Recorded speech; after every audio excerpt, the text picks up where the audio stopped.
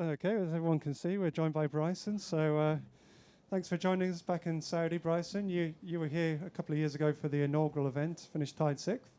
We spoke to you on a call a couple of weeks ago. You said how much you were looking forward to it. So now you've been here, played the Pro-Am. Just give us your thoughts ahead of this week. Well, first off, it's an honor to be here. I'm always about growing the game, and I think this is a great opportunity to do it. Maj and His Excellency have done amazing things for the game around here, and I think it's only going to continue to keep growing. And I love the vision they have and what they're about for the game of golf. The golf course itself is in great condition.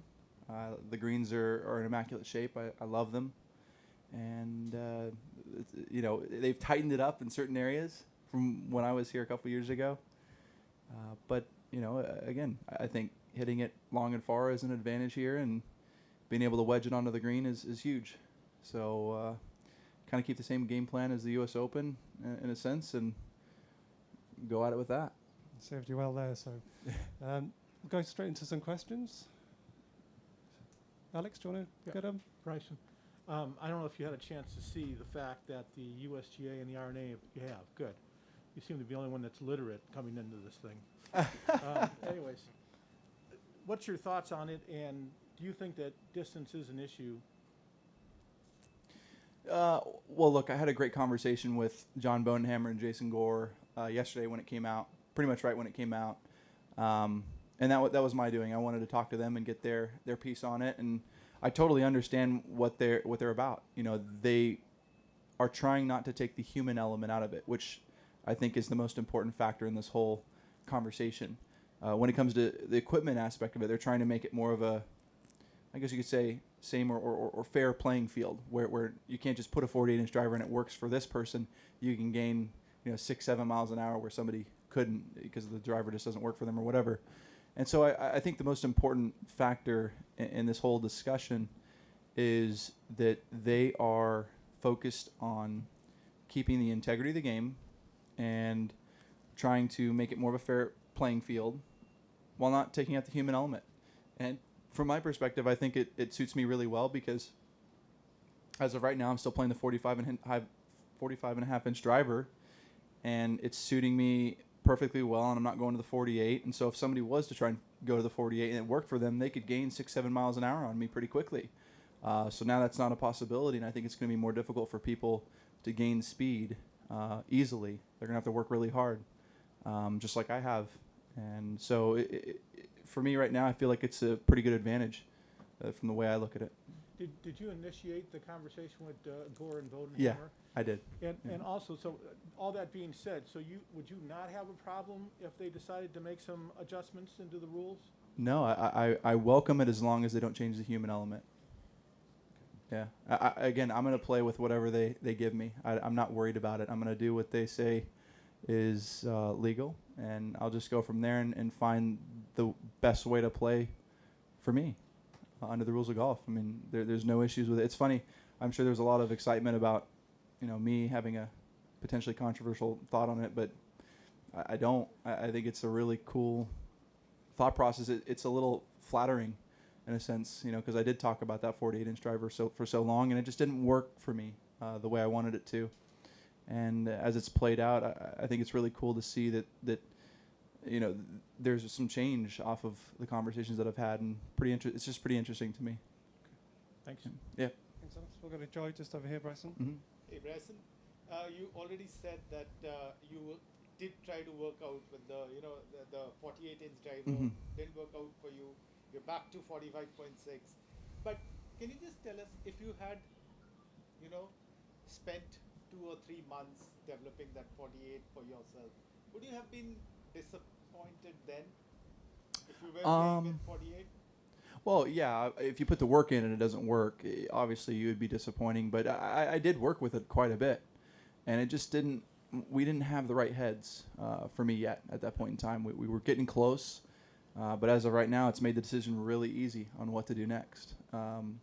So I don't think it didn't happen. It potentially could have been something that would have been a bummer, but luckily it didn't, and it didn't work out for me right off the bat because then, I would have been losing distance. But again, I still think, my driving ball speed is still so high that it's tough to get to those speeds with anybody else on tour, unless you're Kyle Berkshire and then or Justin James or anybody else that's hitting it really far out there.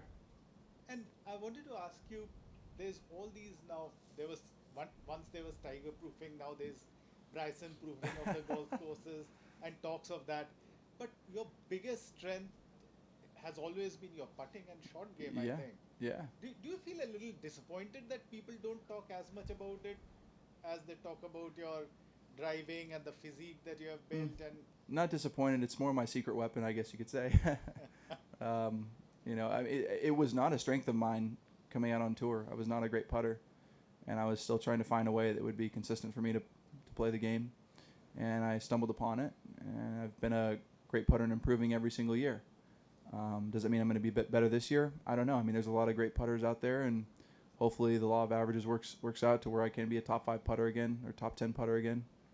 But if it doesn't, I still want to be in the top 20, and if I can get my wedging and iron play into the top 30 in the world from a strokes gained perspective, it's going to be nice to compete every single week up near the leaderboard. You just put yourself in a position where you're hitting it in the fairway. Your strokes gain's number 1 or number 2 off the tee, and you're top 30 with iron play, top 30 around the green, and top 10 with putting or 20. I mean, you're going to be up there near the leaderboard. I have one more. I'll ask you later. Yeah. Okay, we'll Okay. go to Martin at the back left, please. Hi, Bryson. Do you think, in a way, you've frightened the RNA and the USGA by, thinking about this 40 inches driver and bombing it all the way around? And do you think that's some sort of a reaction or not? I think I might be pushing them a little bit. I don't know if anybody's really pushed them like that. And I'm not really trying to push. I'm just trying to play my best golf and get the golf ball in the hole in the least amount of strokes possible. Whatever way the rules allow me to do that, right? And I think that I'm willing to try things that people don't really or are not okay with trying. And so in that regard, when you go to the fringe limits of the rules, I mean, there will be conversations about it for sure. And I'm okay with that. I mean, as long as I'm playing under the rules, which I will continue to do so, there's never going to be an issue. Okay, thanks, Martin. We'll go to the stream. It's just the screen there. So, John Huggin, you were first. If you want to ask your question, please. Hi, Bryson. Again, on the subject of the RNA and the USGA, you mentioned the human element.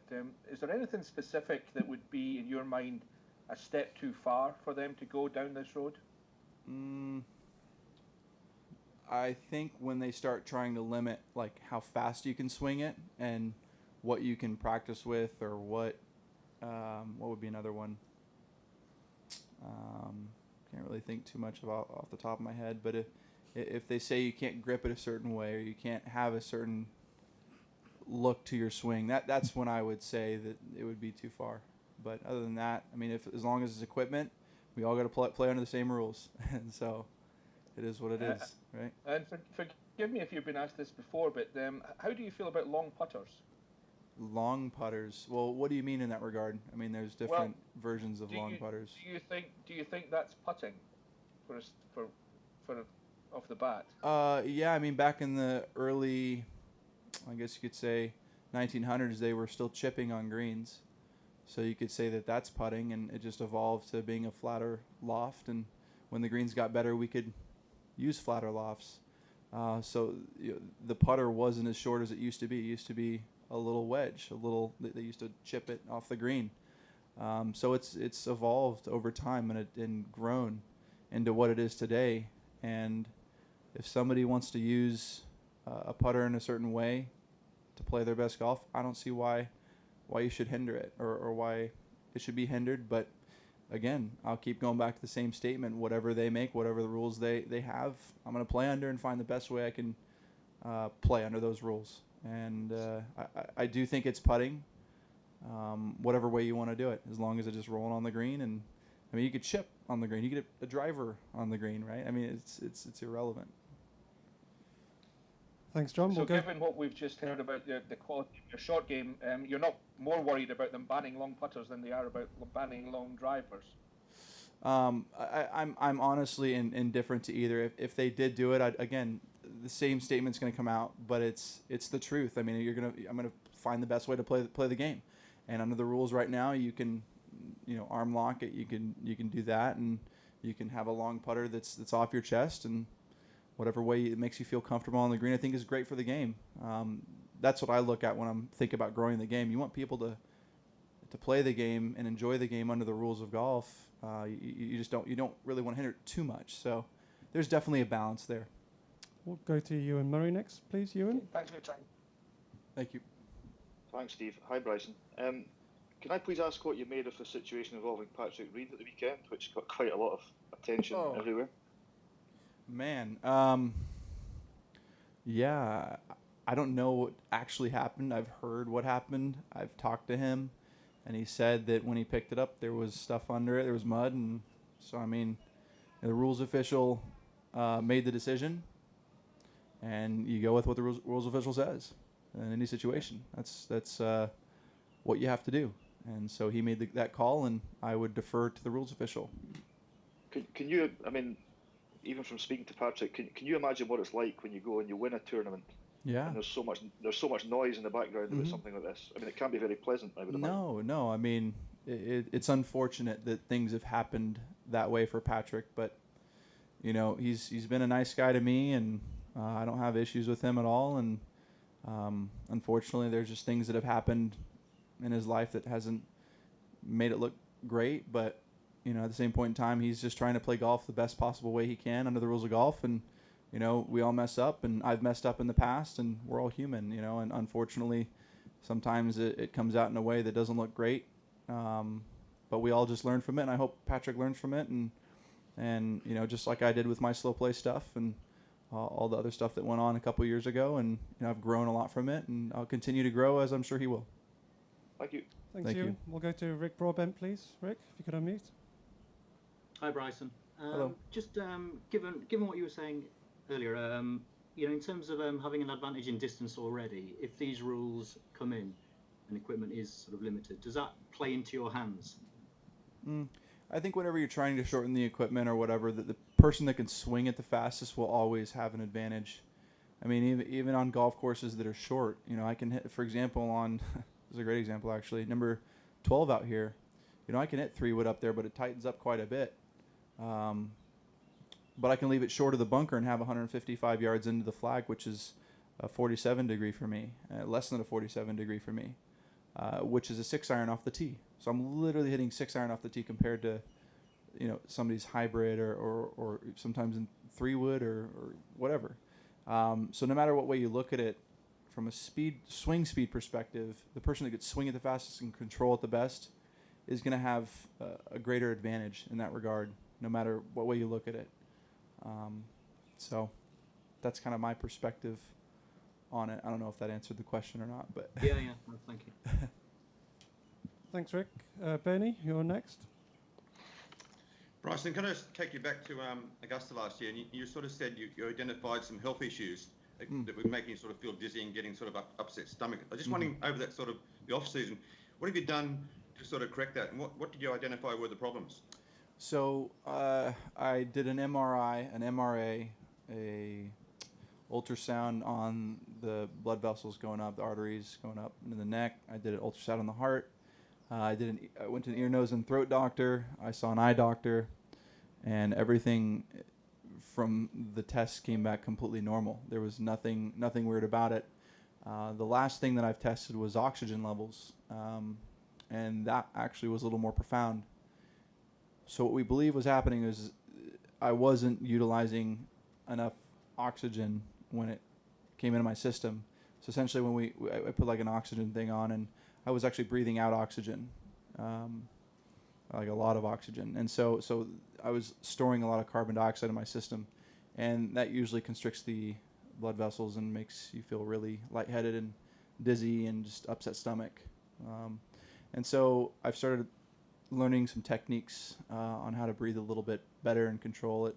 And whenever I do it, I feel great. So I think that was the fix, was just some of the oxygen levels, and that's why some of the stuff was going off. And like I said, the frontal lobe, and everybody kind of had a laugh about that. But it does affect the brain, how much oxygen you breathe in. It's an energy source, and if you don't get the right amount and the right mixture in your body, you can really have some weird effects, especially with how much I've changed my body over the course of this past year. It's just things were going to pop up, and I'm glad I kind of found it, and I've nipped it in the butt, and I can move on in a really good way from now. You're still on 7 milkshakes a day? I've cut down a little bit. I'm actually trying to lean out and just still retain strength. Trying to look better than look a little pudgy. I don't want to look that way anymore. Understand. Listen, just a quick question. I've got a colleague beside me. She's just curious. What's the shaft angle of your putter, please? The shaft angle of your putter. Angle. Oh, so you're back. Well, I've got 6.5 degrees on the loft of the face. So then when I move it, I have about 1.5 degrees aloft. So you're talking 5-degree shaft lean off of it. Okay. Thanks so much. Yep. Thanks, Benny. No problem. Have a good week. Thank you. Got time for 2 more, so we'll start with Marwa. If you could unmute, please. Yeah, hi Bryson. Actually, just following up on that, in terms of having that health scare, did it sort of put things into perspective for you in that moment? And how do you feel right now about sort of managing your condition? Like, is it more of a priority at the top of your mind? Last week I really focused on, and this is when I figured it out. It was about a week and a half ago. I got an oxygen machine and I've been working on controlling my breathing every single night before I go to bed, and in the morning when I wake up, that's usually when I feel it the most. So I really focus on how I'm breathing in the morning, and it doesn't scare me at all since I know what's going on. But I'll continually monitor it, and it's just something that as time goes on and you I'm 27, I'm not old or anything by any means, but as time goes on, you just want to keep monitoring yourself to make sure you're the healthiest you can be, and that's what I'll keep doing. Thanks, Marwa. We'll go to Phil Casey next for the final question. Phil?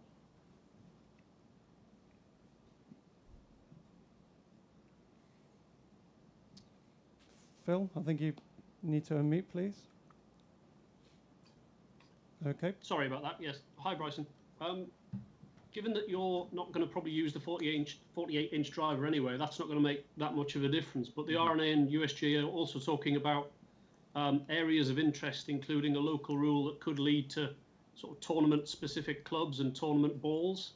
What do you think, A, about that? And do you think we're going to end up in a big fight between, a legal fight between the manufacturers and the RNA? Oh. Well, I'm not a manufacturer. I do talk with them quite a bit, but I know it's going to make, I know it's going to be more difficult for them, right? It's going to cost them a lot of money to change a lot of the product that they've already put into work. I mean, companies are already a year and a half ahead of, right now. They're already working on 2022, 2023 designs, and so they're going to have to re-engineer that. It's going to be a cost to them, but I don't know what the future holds. If companies, I would have no idea. I'm not in that position to say, on the fact that I don't think they'll be happy about it by any stretch of the imagination. But certainly, I'm sure that some company would probably do it if it really came down to that. And so, final question: did you get a sense from your talk with John Bodenhammer that the USGA are very resolved about this, that they're determined to finally do something? Yeah, I think they're looking at it from a different perspective this time. It's not just about, we want to cut distance down. That's not what it's about. It's about making sure that you're playing with the relative integrity of back in the day. People weren't using 48-inch shafts a long time ago, and so they're really trying to make it similar to back in the day in a sense, while having a modern flair to it, obviously, with the graphite shafts and all that. So I understand their point of view, and I don't think there's any harm to it. We all got to play under the rules, and we're just going to keep doing what they say when it comes to legal conformity, I guess. Thank you. Thanks for your time. Yeah, Thanks, Phil. Thank you for joining us, Bryson. We'll wish you well this week. Appreciate it. Thanks, everyone. Thank you, See you in 30 minutes or so. Yep. Thank you.